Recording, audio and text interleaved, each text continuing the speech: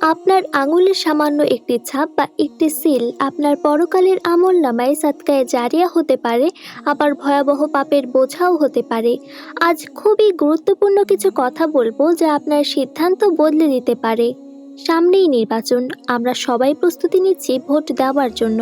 কিন্তু এই ভোট দেওয়ার আগে কি আমরা একবারও ভেবেছি যে এই ভোটের হিসাব আমাদেরকে পরকালেও দিতে হবে?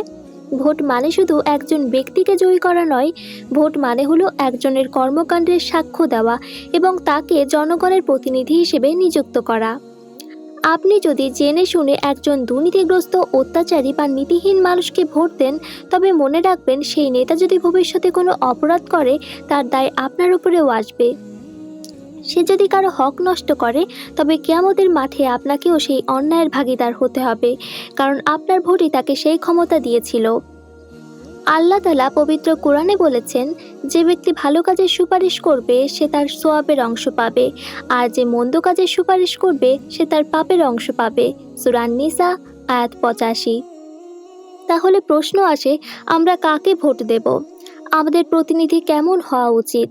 আমাদের এমন নেতাকে বেছে নিতে হবে যে নেতা ইসলামী আদর্শে বিশ্বাসী, যে নেতা মনে করেন ক্ষমতার মালিক কেবল আল্লাহ এবং তাকে একদিন আল্লাহর কাছে জবাবদিহিতা করতে হবে। আপনি এই নেতাকেই নির্বাচিত করবেন, এই নেতাকেই ভোট দেবেন।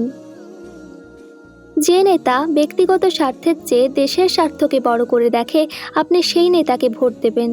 যে নেতার ছায়াতলে হিন্দু, মুসলিম, বৌদ্ধ, খ্রিস্টান সহ সকল ধর্ম ও বর্ণের মানুষ সর্বোচ্চ নিরাপত্তা পাবে, আপনি সেই নেতাকে ভোট দেবেন। আমরা 2024 সালে এক অভূতপূর্ব গণ অভ্যুত্থান দেখেছি। এই গণ অভ্যুত্থানে বাংলাদেশের আপামর জনসাধারণ, ছাত্র, শ্রমিক, কৃষক থেকে শুরু করে সাধারণ মানুষ রাজপথে নেমে এসেছিল। শত শত তরুণ প্রাণ দিয়েছে, হাজার হাজার মানুষ পঙ্গুত্ব বরণ করেছে। তাদের এই আত্মত্যাগের বিনিময়ে আজ আমরা স্বৈরাচার মুক্ত হতে পেরেছি। এই বিপ্লবের ক্রেডিট বা কৃতিত্ব কোনো নির্দিষ্ট একক নেতার নয়, বরং এটি এদেশের সাধারণ মানুষের সম্মিলিত অর্জন। যে নেতা বা যে দল এই গণ অভ্যুত্থানের কৃতিত্ব কেবল নিজের বলে দাবি করে, মনে রাখবেন সেই নেতা জনগণের আত্মত্যাগকে মর্যাদা দিতে জানে না। যে নেতা জনগণের আত্মত্যাগকে স্বীকৃতি দেয় না, সে কখনোই আপনার ভোট পাওয়ার যোগ্য হতে পারে না। ভোটের আগে আমাদের দেখতে হবে নেতা তার বক্তব্যে কী বলছেন।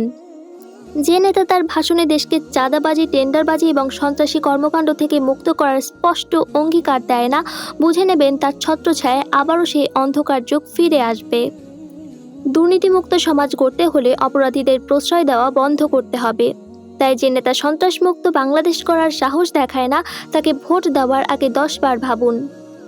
আল্লাহ তাআলা মানুষকে আশরাফুল মাখলুকাত বা সৃষ্টির সেরা জীব হিসেবে সৃষ্টি করেছেন। এর কারণ হলো মানুষের বিবেক এবং বুদ্ধি রয়েছে। সুতরাং আপনি যখন ভোট দিতে যাবেন, তখন দলকানা না হয়ে নিজের বিবেককে প্রশ্ন করুন। সঠিক সিদ্ধান্ত নেওয়ার ক্ষমতা আপনার আছে। আবেগ বা কোনো নেতার মোহজালে আটকে না পড়ে দেশের জন্য, ধর্মের জন্য এবং আগামী প্রজন্মের নিরাপত্তার জন্য যোগ্য প্রার্থীকে বেছে নিন। মনে রাখবেন, 24-এর শহীদদের রক্ত আমাদের কাছে আমানত। সেই আমানতের খেয়ানত করবেন না। নির্বাচন আসবে যাবে, কিন্তু আপনার ঈমান আর পরকাল যেন রাজনীতির কাছে কখনো সস্তা না হয়। দুনিয়ার সামান্য লোভে বা কারো ভয়ে ভুল মানুষকে নেতা বানিয়ে নিজের আখিরাতকে ধ্বংস করবেন না।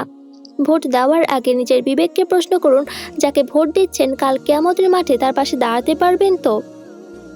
সঠিক মানুষকে নির্বাচিত করুন, ইনসাফ কায়েম করুন। আল্লাহ আমাদের সঠিক বুঝ দান করুন। ভিডিওটি যদি আপনার বিবেককে নাড়া দিয়ে থাকে, তবে শেয়ার করে অন্যদেরকে সচেতন করুন। আপনার একটি শেয়ার হয়তো অন্য কারো ভুল ভেঙে দিতে পারে। আল্লাহ হাফিজ।